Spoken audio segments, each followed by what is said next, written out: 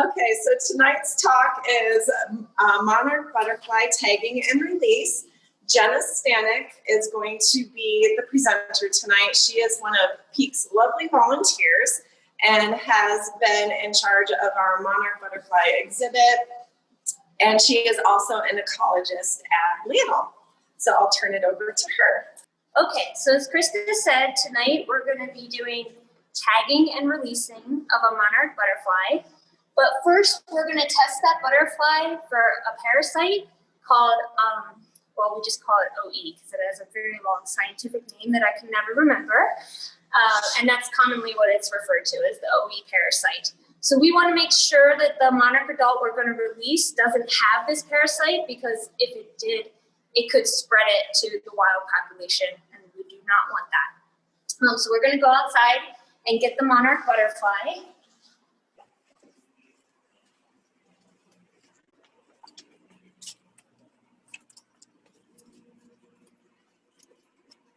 And this is our awesome outdoor enclosure that was just put in this year. So we're still working on exhibit signs, but this outdoor enclosure is great because it allows the monarch caterpillars to be exposed to just the natural environmental conditions, including temperature and light.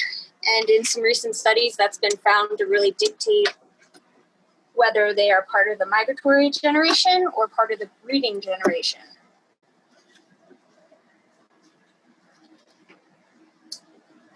What plant is in here? That is showy milkweed, Asclepias speciosa. It's a native milkweed that grows here. And we're going to take this lovely girl here.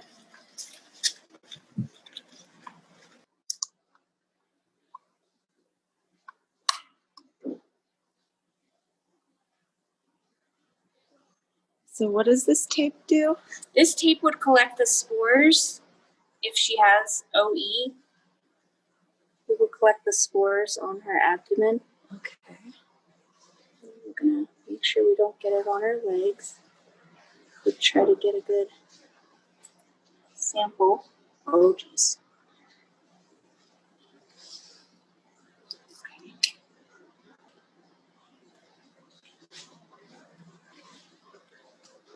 Okay, that was better. So these are just her scales, and what we're looking for, or what we would be looking for with OE, would be tiny black dots. These are not dots you can see, they're not circular. So if we were looking for the OE parasite, we would look for small black dots that were, I don't know, a tenth of the size of what you're seeing here. Those are just the scales on a butterfly, a very healthy female monarch butterfly. So that's really good news. Yay. Yay. No OE parasite here. So we tag the monarch adults that either wild caught or ones that we've raised for educational purposes through the Southwest Monarch study. They're specific to the Southwest to see where our monarchs are migrating. So monarch butterflies, the last generation of monarch butterflies migrate to either Mexico or California. And in New Mexico, there's not a lot of information about exactly where they go. I don't know if you can see this map, but there's really only, I think, 2 data points from New Mexico. There might be more now. This is from a few years ago. But they both go to Mexico, but you can see that in Arizona, there's a couple that go to California. So I think really we just need more data, and that's what we're trying to do by tagging the monarch. Okay. So you can get these tags if you do want to catch wild monarchs and tag them through the Southwest Monarch study. And and you have to watch an informational video, of course, so you know what you're doing, and they can confirm that. And what you do is you slowly peel off the tag.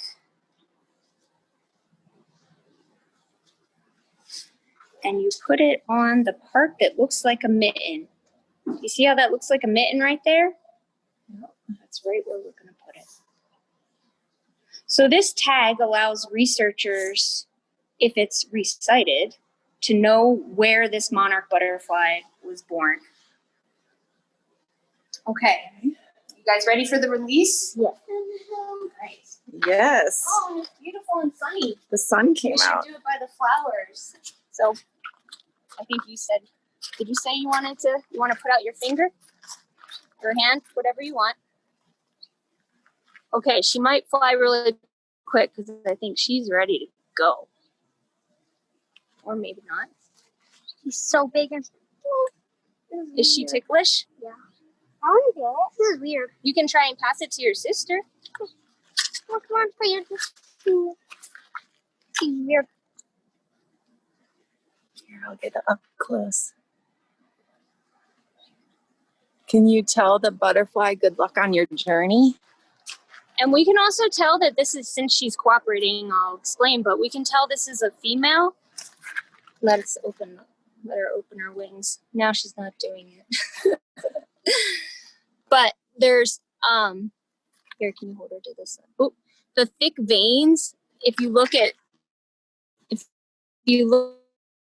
this vein on the thick vein, for males, there would be a circular black there. Okay. So we can tell that this is a female.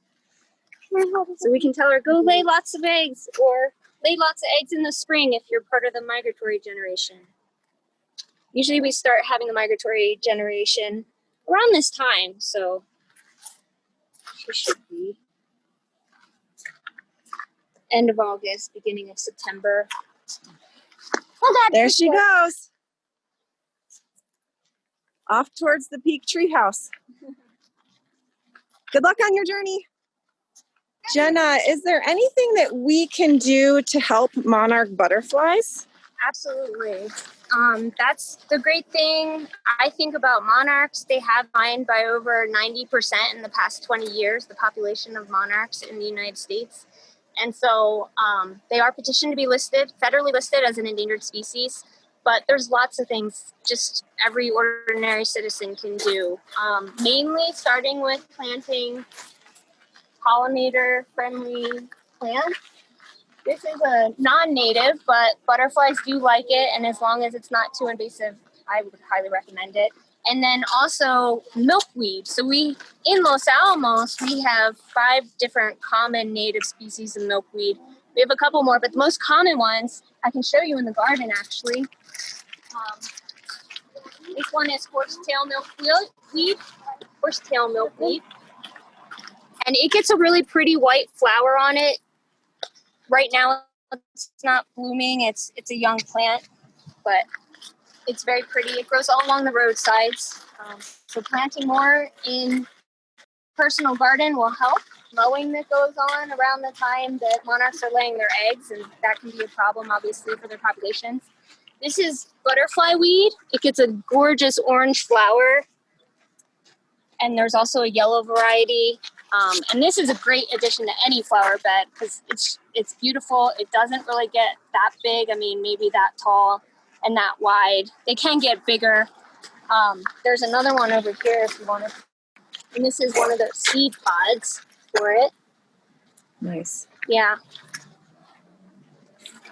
And then we have some showy milkweed planted on the other side of the fence. But we're just starting that garden.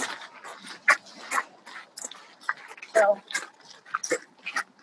some of the plants didn't make it this spring, but a lot of them look good. Maybe not a lot, but some of them look good. And I hope that the ones that did die back will come back. And if not, I'm going to keep trying. These are some showy milkweeds. But we're hoping to get this whole area with showy milkweeds eventually. And these are all native to Los Alamos. And what's great about native plants is that they do well in your local environment, so they don't take that much care and investment. So I highly recommend that. That's the main thing you can do for monarchs. And then if you have milkweed in your yard, and if you have kids, or even not, you can look for eggs and caterpillars. It's fun to rear them for educational purposes. You don't want to rear a whole lot in one cage because they can harbor diseases and everything, and you definitely want to do it in an outdoor enclosure to make sure that they're exposed to the natural environmental conditions of the area. Because like I said, some studies have come out that show that affects the way that they develop. And so, especially this time of year, if you ever rear any monarchs, you want to make sure they're exposed to the outdoor temperatures and conditions like light, because it will change their development. So these recent studies that came out show that ones that are raised indoors will be still part of the breeding generation, whereas ones that were raised outdoors during this time of year, they become the migratory generation. And that's what we want. We want them to migrate and continue their natural life cycle. Where can people get milkweed plants? Is there a place locally that people can buy milkweed to plant, or do you start from seed? I start from seed. Personally, I like growing things. And if you do go out and collect milkweed seed, you want to make sure you don't collect all of it. Like, I'll go and if there's a whole bunch of pods, I'll just grab one pod or just a couple seeds. I think the rule of thumb is 5% of the, if you have 10 plants and they're all seeding, you don't want to take all the seed source. So be careful with that, but I do recommend collecting seed if you can, if you know where there's milkweeds that are growing and flowering. And then also Petrie, they usually carry butterfly weed, the one with the beautiful orange flowers that I said looks really pretty in a flower garden. They usually carry that. And then you can order stuff online. I highly recommend trying to get definitely locally native milkweed species. And then also, if you can get local seed stock, that'll do best in your native conditions. But there's also places online where you can buy different species of milkweed. Great. And I can show you the 5 different species. Okay. So I made this cheat sheet so you can know the 4 most common native species. Like I said, there are other native species to our area, but these are the 4 most common. So this is the butterfly weed. I said you can probably purchase at Petrie most years. Showy milkweed and horsetail milkweed, I have seen that for sale at Plants of the Southwest, and also butterfly weed. So that's another spot. And then antelope horn milkweed. This is one of my favorites. It's a beautiful plant, but it does grow locally, so you might be able to find seeds or even order seeds online. That if you order seeds online, sometimes you can call and ask where they got their seed and know that it's either from the Southwest or from New Mexico is a good idea to try to stay locally native with the local seed stock. Great. Yeah. So there's still a caterpillar in here. He's going to be growing really fast, he or she.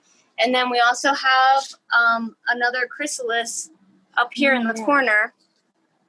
And so this one should emerge sometime within the next couple of days. So if you come visit, you might get lucky and see it come out of its chrysalis. It's beautiful. Never know. It does happen fast, though. Oh, I see the caterpillar. Yeah. Well, great. We thoroughly enjoyed that. Thank you so much for the volunteer work you've done here and for your time and expertise. Thank you. If you have any questions, feel free to email me at visitorservices@peeknature.org, PEEC nature.org, or visit our website, peeknature.org. And we hope to see you again soon. Thank you. Bye.